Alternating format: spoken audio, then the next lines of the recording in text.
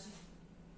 Hoje irei apresentar a resolução de um exercício que está na apostila da primeira lei da termodinâmica, sobre conservação de energia. Exercício 6. Vapor d'água a 500 bar e 600 graus Celsius sofre uma expansão de Joule-Thomson, até alcançar a pressão atmosférica. Letra A. Qual seria a temperatura do vapor após a expansão? Letra B. Qual seria a temperatura a jusante se o vapor fosse gás ideal? Sabe-se que o funcionamento da válvula de Joule-Thomson, a pressão de saída P2 é menor que a pressão de entrada P1 do gás que foi submetido a um resfriamento, ou seja, T2 é menor que T1. Letra A. Balanço de energia na válvula de Joule-Thomson. Sabe-se do material enviado previamente que o balanço de energia da válvula de Joule-Thomson resulta em H1 função de T1 P1 igual a H2 função de T2 P2, caracterizando um processo isoentálpico, embora T1 seja maior que T2 e P1 seja maior que P2. Desta forma, podemos escrever H1 como sendo função de 600 graus Celsius e 500 bar e H2 como sendo função da temperatura desconhecida que será determinada e pressão atmosférica igual a 1,013 bar. Das tabelas de vapor superaquecido, eu utilizei a tabela do Sandler 2017. Outras alternativas são as tabelas do Smith ou qualquer outra referência de termodinâmica. H1, então, como função de temperatura de 600 graus Celsius e 500 bar, que equivale a 50 megapascal, será igual a 3.247,6 kJ por quilo. Pelo balanço de energia, tem-se que H1 é igual a H2.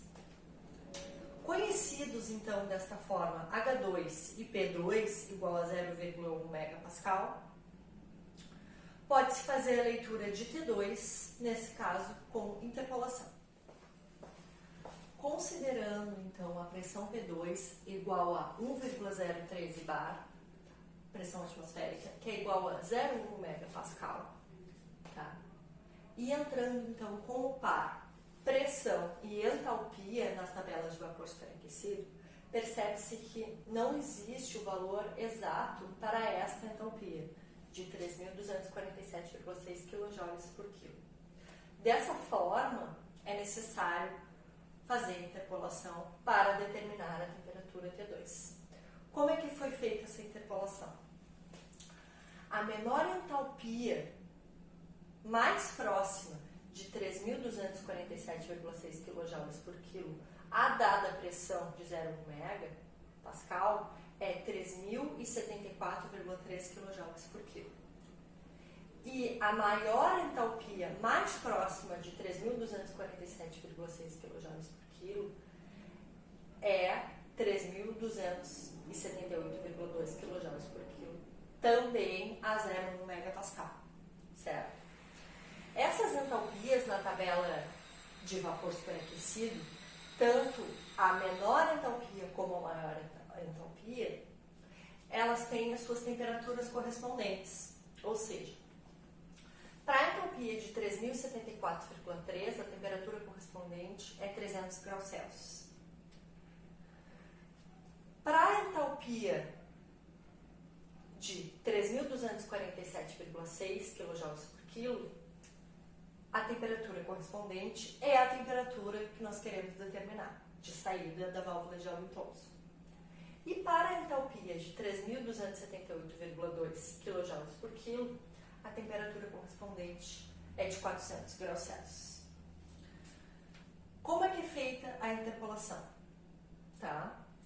Bom, limite inferior menos limite superior divididos pelo limite inferior menos o valor intermediário.